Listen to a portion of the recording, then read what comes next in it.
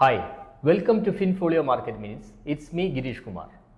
ഇന്ന് നമ്മളോടൊപ്പം ഉള്ളത് മിസ്റ്റർ പ്രദീപാണ്. പ്രദീപ് നമ്മളുടെ ഒരു ഇൻവെസ്റ്ററാണ്. മാത്രമല്ല അദ്ദേഹത്തിന് ഇന്ന് വന്നപ്പോൾ ചില സംശയങ്ങൾ മാർക്കറ്റിനെ കുറിച്ചും മാർക്കറ്റിൻ്റെ വൊളാറ്റിലിറ്റിയെക്കുറിച്ചും ചില സംശയങ്ങളുണ്ട്.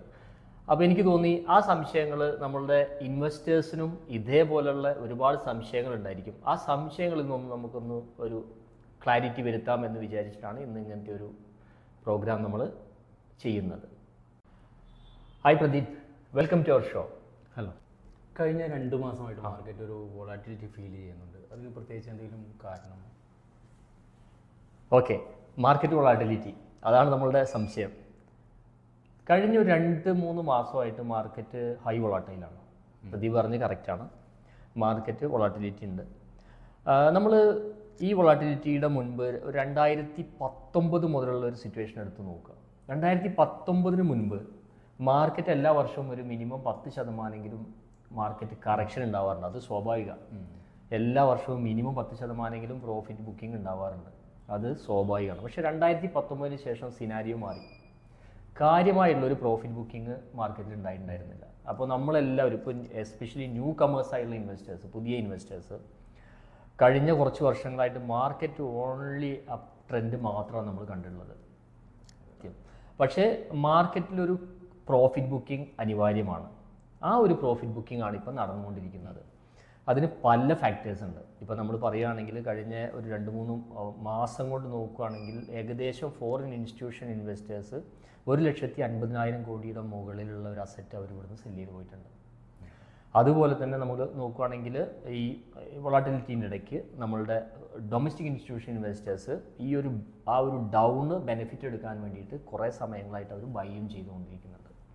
അപ്പോൾ ഓൾമോസ്റ്റ് ഈക്വൽ എന്നുള്ള രീതിയിൽ തന്നെ ബൈയിങ് വരുന്നുണ്ട് ഡൊമസ്റ്റിക് ഇൻസ്റ്റിറ്റ്യൂഷൻ ഇൻവെസ്റ്റേഴ്സിൻ്റെ അടുത്ത് നിന്ന്. ഏകദേശം 25,000 കോടി രൂപയാണ് ഇപ്പോൾ നമ്മളുടെ SIP എമൗണ്ട് എല്ലാ മാസവും മാർക്കറ്റിൽ വന്നുകൊണ്ടിരിക്കുന്നത്.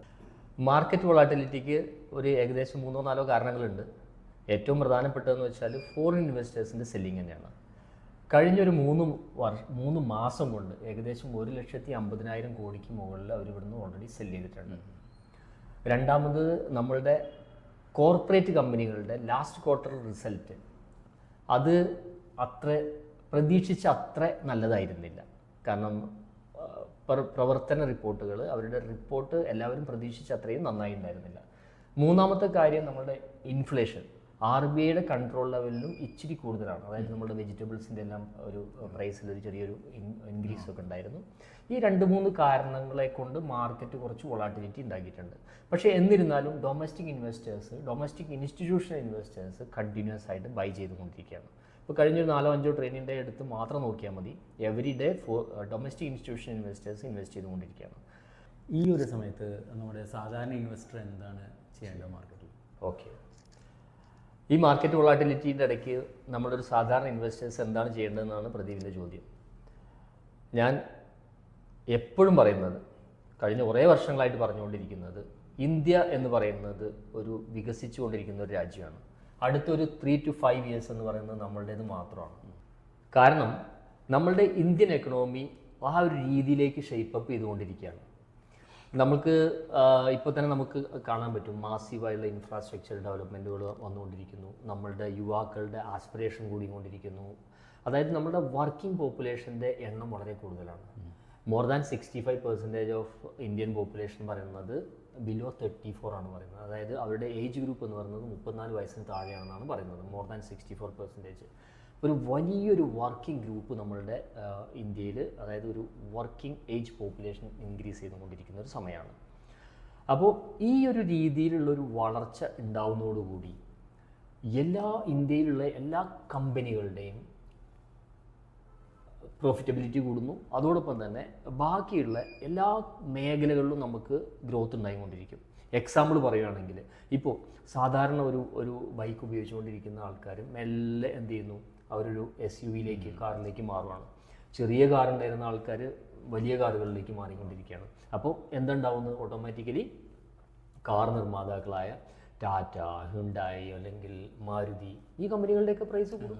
ഓട്ടോമാറ്റിക്കലി ഷെയർ പ്രൈസ് കൂടും. അതേപോലെ തന്നെ നമ്മൾ ഉപയോഗിച്ചുകൊണ്ടിരിക്കുന്ന ഡ്രസ്സുകൾ, നമ്മൾ മെല്ലെ ബ്രാൻഡഡായി വരുന്നു. അപ്പോൾ ആ ഒരു രീതിയിലുള്ള കമ്പനികളിലുള്ള വ്യത്യാസം വരും. നമ്മൾ ഉപയോഗിക്കുന്ന സൺഗ്ലാസ്, നേരത്തെ സാധാരണ സൺഗ്ലാസ് ഉപയോഗിച്ചിരുന്ന ആൾക്കാർ മെല്ലെ മെല്ലെ ബ്രാൻഡഡായിട്ടുള്ള സൺഗ്ലാസിലേക്ക് വരുന്നു. നമ്മൾ ഉപയോഗിക്കുന്ന ഈ ഷൂകൾ നമ്മൾ ബ്രാൻഡഡായിട്ടുള്ള നൈക്കിയിലേക്ക് വരുന്നു. അപ്പോൾ ഇത്തരത്തിലുള്ള കമ്പനികളുടെ പെർഫോമൻസ് തീർച്ചയായിട്ടും ഇൻക്രീസ് ചെയ്ത് വരും. ആ ഇൻക്രീസ് ചെയ്ത് വരുന്നതാണ് നമുക്ക് പ്രോഫിറ്റായിട്ട് വരുന്നത്.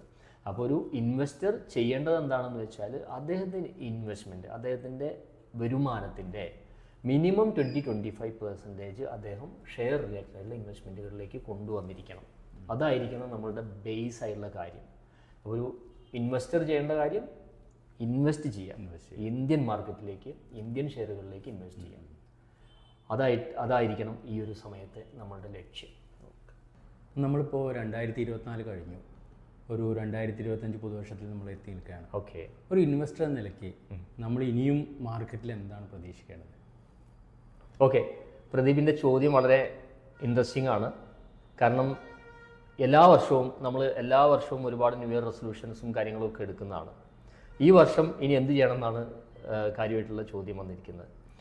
അതായത് ഇപ്പോൾ നമ്മൾ മാർക്കറ്റിൻ്റെ സിറ്റുവേഷൻ നോക്കുക. കഴിഞ്ഞ കുറച്ച് മാസങ്ങളായിട്ട് മാർക്കറ്റ് കണ്ടിന്യൂസ് ആയിട്ട് വോളാറ്റൈലായിരുന്നു. അത് നമ്മൾ ഓൾറെഡി ഇവിടെ ഡിസ്കസ് ചെയ്ത് കഴിഞ്ഞു. വോളാറ്റിലിറ്റി ഓൾറെഡി ഡിസ്കസ് ചെയ്ത് കഴിഞ്ഞു. അപ്പോൾ നമ്മൾ ചെയ്യേണ്ടത് സിമ്പിൾ കാര്യം മാത്രമേ ഉള്ളൂ.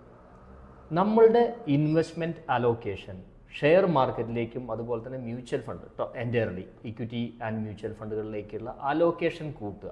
കാരണം കൺസോളിഡേഷൻ ഓൾറെഡി ആയിക്കഴിഞ്ഞു. ഇപ്പോൾ 2 മെയിൻ ഈവൻസുകളാണ് മാർക്കറ്റ് വെയിറ്റ് ചെയ്യുന്നത്. ഒന്നാമത്തെ ഈവൻ്റ് എന്ന് പറയുന്നത് ട്രംപ് ഭരണമേറ്റെടുക്കാൻ പോകുന്നു. അത് ഈ ജനുവരി 15 കൂടി ഉണ്ടാവും. അതിനുശേഷം നമുക്ക് മെയിൻ ആയിട്ടുള്ളൊരു ഈവൻ്റ് എന്ന് പറഞ്ഞാൽ നമ്മളുടെ ഇന്ത്യയിലെ യൂണിയൻ ബജറ്റാണ്. അത് ഫെബ്രുവരി വരുന്നു. ഈ 2 കാര്യങ്ങൾ ഓൾറെഡി വെയിറ്റിംഗ് ആണ്. കഴിഞ്ഞ 3 മാസത്തെ വോളാറ്റിലിറ്റിക്ക് ശേഷം മാർക്കറ്റ് ഒരു കൺസോളിഡേഷൻ ഫേസിലേക്ക് നീങ്ങിക്കൊണ്ടിരിക്കുകയാണ്. ഇപ്പോഴും ഈ ഒരു കൺസോളിഡേഷൻ ഫേസിൽ നമ്മൾ മാക്സിമം അക്യുമുലേറ്റ് ചെയ്യുക. മാത്രവുമല്ല, ഈ വരുന്ന വർഷം 2025 ആയി തുടങ്ങിക്കഴിഞ്ഞാൽ തീർച്ചയായിട്ടും നമ്മൾ ചെയ്യേണ്ടത് നമ്മളുടെ ഇൻവെസ്റ്റ്മെൻറ്റിൻ്റെ അലോക്കേഷൻ മിനിമം 25% എങ്കിലും നമ്മളുടെ വരുമാനത്തിൻ്റെ നമ്മൾ തീർച്ചയായിട്ടും ഇക്വിറ്റി റിലേറ്റഡ് ആയിട്ടുള്ള ഇൻവെസ്റ്റ്മെൻറ്റുകളിലേക്ക്, അതായത് ഷെയർ മാർക്കറ്റ്, മ്യൂച്വൽ ഫണ്ട്സ്, ഇങ്ങനത്തെ കാര്യങ്ങളിലേക്ക് നമ്മൾ കൂടുതലായിട്ട് അലോക്കേറ്റ് ചെയ്യുക എന്നുള്ളതാണ് എനിക്ക് സജസ്റ്റ് ചെയ്യാനുള്ളത്. വേറെ എല്ലാ അസറ്റ് ക്ലാസ്സുകൾക്കും അതിൻ്റേതായുള്ള ബെനിഫിറ്റുകളുണ്ട്. ഇപ്പോൾ ഗോൾഡ് ആണെങ്കിലും റിയൽ എസ്റ്റേറ്റ് ആണെങ്കിലും അതുപോലെ തന്നെ നമ്മളുടെ ഫിക്സഡ് ഡെപ്പോസിറ്റ്, ബാങ്ക് റിലേറ്റഡ് ആയിട്ടുള്ള ഇൻവെസ്റ്റ്മെൻറ്റ്സ്, അല്ലെങ്കിൽ പോസ്റ്റ് ഓഫീസ്, ഇതെല്ലാം ഉണ്ടെങ്കിലും നമ്മളുടെ ഇൻവെസ്റ്റ്മെൻറ്റിൻ്റെ മിനിമം 25%, നമ്മളുടെ വരുമാനത്തിൻ്റെ 25% നമ്മൾ ഷെയർ മാർക്കറ്റിലേക്ക് മാറ്റി വയ്ക്കുക. ഇത് നിങ്ങൾക്ക് ലോങ് ടൈമിലേക്ക് ഹൈ റിട്ടേൺ കിട്ടും. ഷോർട്ട് ടൈം അല്ല, വളരെ ലോങ് ടൈമിലേക്ക് കണക്ക് കൂട്ടുക. ഒരു 3 to 5 years എങ്കിലും മിനിമം നമ്മൾ ഇൻവെസ്റ്റ് ചെയ്യാനുള്ള ഒരു കപ്പാസിറ്റി ഉണ്ടാവുക. അക്യുമുലേറ്റ് ചെയ്യുക. ഇൻവെസ്റ്റ്മെൻറ്റ് തീർച്ചയായിട്ടും ഈ ഒരു വർഷം നിങ്ങളുടേതാണ്. Okay Pradeep, happy new year. Happy new year. Thank you. Okay.